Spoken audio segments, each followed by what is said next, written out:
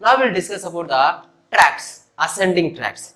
See here, ascending tracts are different types are there. We will discuss one by one. First, if you take anterior spinothalamic tract. Second one is lateral spinothalamic tract. Third one is anterior or ventral spinocerebellar tract. Fourth one is dorsal posterior spinocerebellar tract. Then in relation with the anterior spinocerebellar tract, we will discuss one more tract because these are almost similar. Those are spinotactal tract. Spinotactal tract. Then if you come into the next one, fasciculus gracilis and fasciculus cuneatus. These are the important tracts. Other tracts also we will discuss, but we mainly concentrate on these tracts. Anterior spinothalamic tract, lateral spinothalamic tract, and anterior spinocerebellar tract, dorsal spinocerebellar tract, fasciculus gracilis, fasciculus cuneatus. Before that, we should know these tracts are carrying which impulses. See here, anterior spinothalamic tract is taking the crude touch. That means pressure sensation is carried by the anterior spinothalamic tract. Lateral spinothalamic tract is taking the pain sensation.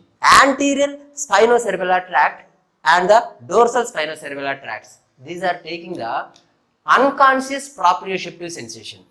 That means unconscious kinesthetic sensation is carried by anterior spinocerebellar tract and dorsal spinocerebellar tract. Then fasciculus gracilis, fasciculus cuneatus, carrying the impulses of tactile sensation. That means fine touch, tactile discrimination, conscious kinesthetic sensation, stereognosis. So these sensations will be carried by the fasciculus gracilis and fasciculus cuneatus. Clear? So now we will start discussing about the anterior spinothalamic tract. Right? So here I am drawing the same diagram. For continuation, I am drawing the same diagram here. So this is the brain, midbrain, pons, and here medulla oblongata, and here this is the spinal cord. I am drawing spinal cord improportionally larger because we need to draw some cut section also here. So this is the spinal cord, and if you observe here, you can see the one ventricle here. What is this ventricle? Third ventricle. On either side of the third ventricle, you can find the mass of grey matter called thalamus. So that this will be the midline. This is the midline. Now I am taking the section of spinal cord here. So if you take the section of spinal cord, posterior median septum, anterior median fissure, this is grey matter, and here is the central canal. This is one section, and I will take one more section here. Here we have taken the two sections, right? Now we will discuss these two tracts together, anterior spinothalamic tract and lateral spinothalamic tract. So anterior spinothalamic tract is carrying which sensation? Pressure sensation. So here pressure receptor should be there from the body, that is within the skin or within the different parts of the body should have some pressure receptors. What are the pressure receptors here? There will be pressure receptors called Pacinian corpuscles. What are those? There will be receptors like these. These receptors what we call Pacinian corpuscles. Pacinian corpuscles. When you apply pressure over the any part of our body, these receptors will be stimulated. Once these receptors are stimulated, this information has to go to the cerebrum. How it will go? Here. Once these receptors are stimulated, these are transducers. Transducers means what? They convert the mechanical impulses to the electrical impulses. Right? Once they converted the electrical impulses, those electrical impulses will be carried with the nerve fibers. Right? See here. In the posterior root of spinal cord, you can see the one ganglion. What is that ganglion? Dorsal root ganglion. See here. This is the anterior root. It is arising from the anterior horn cells. This is posterior root. In the posterior root, you can see the dilatation here. This dilatation, what we call spinal ganglion or dorsal root ganglion or posterior root ganglion.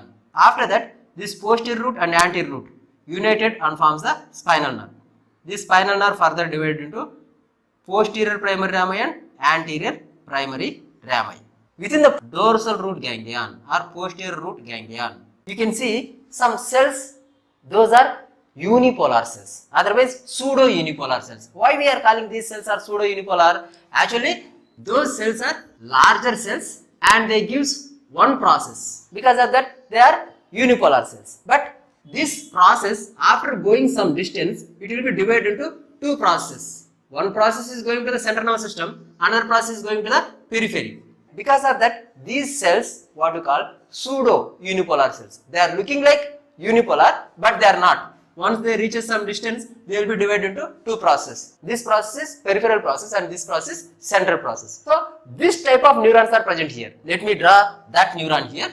So, this is the pseudo unipolar cell and it is giving two processes. No, this is peripheral process. It may pass either through the anterior primary rami or the posterior primary rami. See, posterior root is purely sensory, anterior root is purely motor, but the spinal nerve is mixed. So, it may pass through this primary rami or it may pass through this primary rami. If it is passing through this primary rami, it is supplying to the posterior part of the body. But if it is passing through the anterior primary rami, it will be supplying to the anterolateral part of the body and also limbs. So, for suppose it is passing through the anterior primary rami and it reaches here and it terminates over the pressure receptor. Since we are discussing about the pressure sensation, it is ending over the pressure receptor. This pressure receptor has been already stimulated.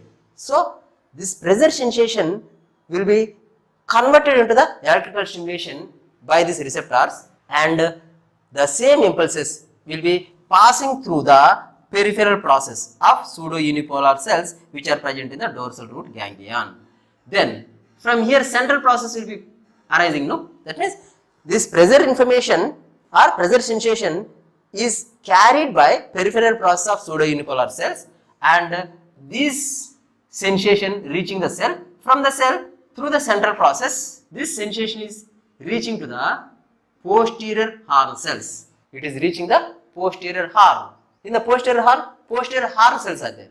So, it is reaching the nucleus proprius or chief nucleus. That means pressure sensations will be reaching the nucleus proprius. Here, nucleus proprius or chief nucleus. So, this is the first order neuron. That means first neuron which is taking the sensation. So, this neuron what we call first order neuron. Now, second order neurons are arising from nucleus proprius or chief nucleus. Right? Nucleus means what? Mass of grey matter. Mass of grey matter means what? Cell bodies are present here.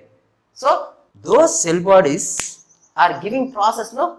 Those processes are the axons crossing the, that means the process which is present here, it is crossing the midline and reaching the anterior white funiculus of opposite half of the spinal cord. Then, in the opposite half of the spinal cord, it ascends up. So, it ascends up in the spinal cord, it ascends up through the, what is this part? Medulla oblongata, and it ascends up through the pons and it ascends up through the midbrain. Then, it reaches to the thalamus and it will be terminated. This is what? Second order neuron. Second order neuron is arising from the nucleus proprius. Fibers from that nucleus has been crossed the midline and reaching the anterior white funiculus of opposite half of the spinal cord. Then it ascends upwards in the anterior white funiculus of opposite half of the spinal cord. Then it ascends upward through the brainstem and reaching the thalamus. In the thalamus, VPL, ventral posterior lateral nucleus. It reaches to the VPL nucleus. From there, third order neurons will be arising. Those third order neurons are reaching to the area number 312, sympathetic sensory area. Actually, it is present in the post-central gyrus. This is how pressure sensation is reaching the cerebrum. Very simple. When you apply pressure over the body, pressure receptors are stimulated, converts the mechanical impulses into the electrical impulses. That impulses will be giving to the peripheral process of cells which are present in the dorsal root ganglion. Then central process of these cells will be reaching the nucleus proprius or chief nucleus. So this is first order neuron. Then second order neuron is arising from the nucleus proprius. Axons of those cells will be crossing the midline and reaching the opposite half of the anterior white funiculus. Then in the anterior white funiculus of opposite half of the spinal cord, these fibers ascends up, pass through the brainstem and pass through the internal capsule and they reaches to the thalamus, where ventral posterior lateral nucleus. From this nucleus, third order neurons are started and reaching to the area number 312. That means somesthetic sensory area. So this is how pressure sensation will be carried.